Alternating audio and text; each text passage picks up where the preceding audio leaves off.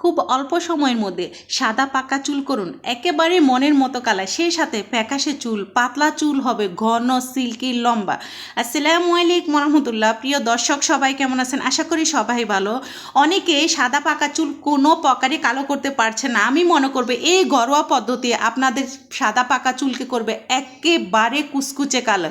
দর্শক এখানে আপনারা দেখেছেন আমি প্রায় 2.5 চামচ কালো জিরে নিয়েছি, আর কালো জিরে আমাদের যে চুলকে কুচকুচে কালো করে এটা 100%। দর্শক সেই সাথে কালো জিরের সাথে আমি যে দুটো জিনিস ব্যবহার করবো সেটা হলো লবঙ্গ আমি নিয়েছি 1 চামচ, আর পেঁয়াজ আমি নিয়েছি এখানে প্রায় 2টো পেঁয়াজের খোসা। দর্শক পেঁয়াজের খোসা দিয়ে 100% চুল কালো করা যায়, সেটা যদি আপনারা না দেখেন তাহলে বিশ্বাসই করতে পারবেন না যে এই 3টা উপকরণ দিয়ে কীভাবে মানে সাদা পাকা চুল একেবারে কুচকুচে কালো করবেন। কোনো প্রকার বাহিরের কোনো প্রোডাক্ট আপনাদের চুলে ব্যবহার করা লাগবে না। দর্শক বাহিরের প্রোডাক্ট আমরা চুলে ব্যবহার করার পর চুলে অ্যালার্জি হয়ে যায়, চুলে খুশকি হয়ে যায় এবং চুল নষ্ট হয়ে যায়, চুল ভেঙে যায়।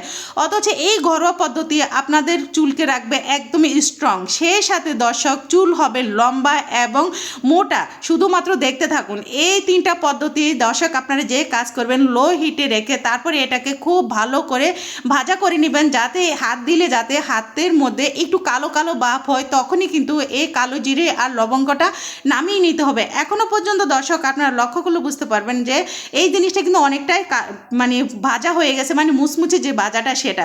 সেই সাথে আমি এখানে দিলাম পেঁয়াজ পাতা আমাদের চুল লম্বা করতে এবং চুলকে সিল্কি করতেও কাজ করে, সেই সাথে যে চুল কালো করে এটাও হয়তো বা অনেকের অজানা। পেঁয়াজ পাতা যখন চুলে দিবেন দর্শক এটা কিন্তু নাড়াচাড়া করতে করতে একটা সময় কিন্তু এটা খুবই কুচকুচে কালো হয়ে যায়। আর যখন হাত দিয়ে আপনারা পেঁয়াজ পাতাটা ভাঙবেন আপনারা নিজেরাই অবাক হয়ে যাবেন যে এই পেঁয়াজ পাতা দিয়েও কিন্তু কালো করা যায়। শুধুমাত্র 3টা উপকরণ আমি নিয়েছি দর্শক, এই 3টা উপকরণ ভালো করে ভেজে নিতে হবে। তারপর যে কাজটা করবেন দর্শক এই 3টা উপকরণ একটু ঠান্ডা করে নেবেন।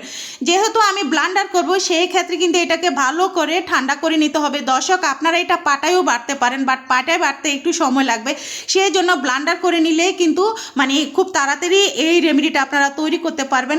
এই রেমেডির সাথে শুধুমাত্র একটাই গুরুত্বপূর্ণ জিনিস আমি ব্যবহার করব, সেটা আপনারা দেখতে হলে পুরো ভিডিও জুড়ে আমার সাথে থাকুন এবং এটা আপনারা তৈরি করে দীর্ঘদিন সংরক্ষণ করে রাখতে পারবেন।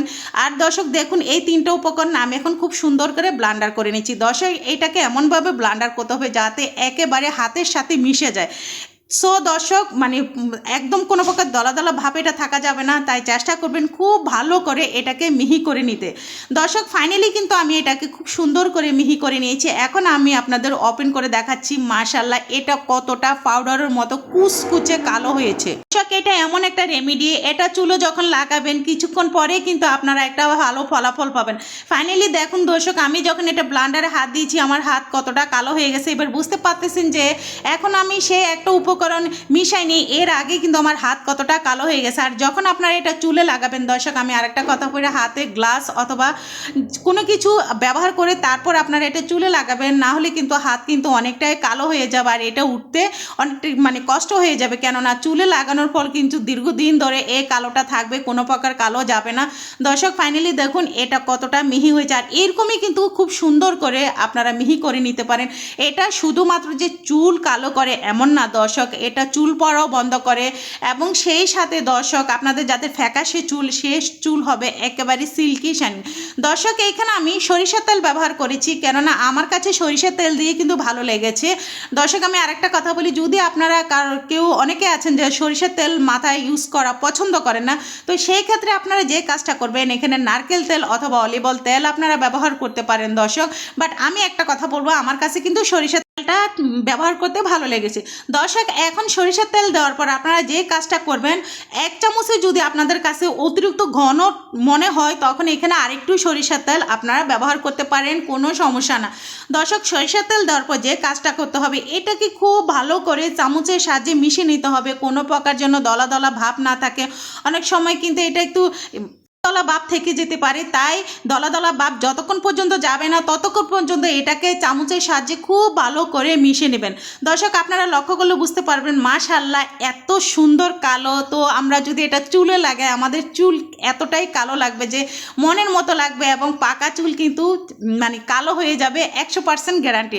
দর্শক এই উপকরণগুলো দিয়ে কিন্তু আপনারা এই রেমেডিটা তৈরি করতে হবে, তাহলে কিন্তু আপনাদের চুল কালো দীর্ঘদিন থাকবে, সেই সাথে চুল পড়াও কিন্তু অনেকটাই বন্ধ হবে। আপনারা জানেন এখানে লবঙ্গ কালো জিরে দুটোই কিন্তু আমাদের চুল পড়া বন্ধ করে।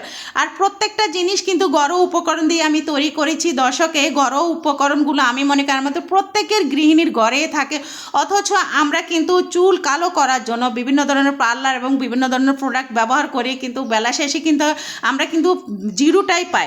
সো দর্শক আপনারা দেখেছেন আমি এখানে আরেকটু সরিষার তেল ব্যবহার করেছি, কেননা আমার কাছে মনে হয়েছে জন্য এটা বেশি ঘন।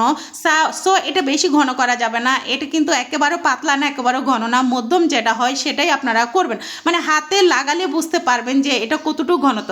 তো সেই ক্ষেত্রে দর্শক দেখুন মাশাআল্লাহ এভাবে কিন্তু আমি অনেকটাই কিন্তু মিশিয়ে নিয়েছি। এখন যে কাজটা আমাদের করতে হবে দর্শক সেটা হচ্ছে এটাকে কিন্তু মিনিমাম 10 মিনিটের জন্য একটু রেস্টে রেখে দেবেন। যেহেতু এখানে বিভিন্ন ধরনের উপকরণ দিয়ে এই রেমেডিটা তৈরি করা হয়েছে, সেই ক্ষেত্রে প্রত্যেকটা জিনিস যাতে একটা একটার সাথে খুব ভালোভাবে মিশে যায়, সেই জন্য এটাকে মিনিমাম 10 মিনিটের জন্য আপনারা রেস্টে রেখে দেবেন।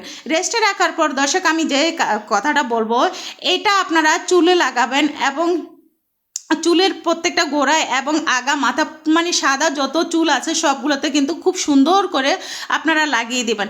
লাগানোর মিনিমাম 30 থেকে 40 মিনিট পর দর্শক আপনারা চুলগুলো ধুয়ে ফেলবেন, শ্যাম্পু করে ফেলবেন।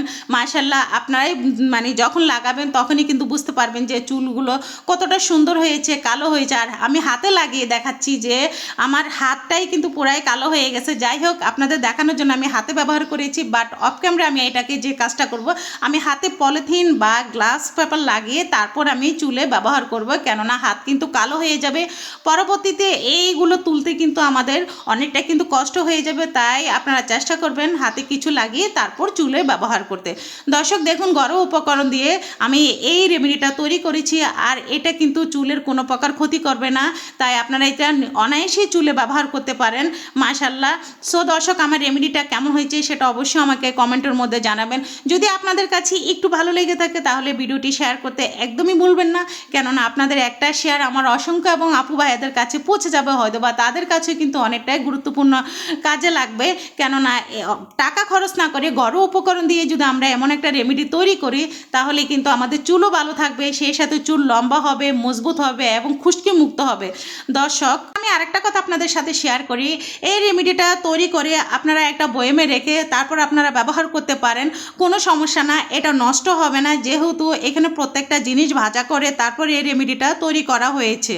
দর্শক এই রেমেডিটা অবশ্যই শুকনা চুলে ব্যবহার করবেন, কোনো প্রকার ভিজা চুলে ব্যবহার করবেন না।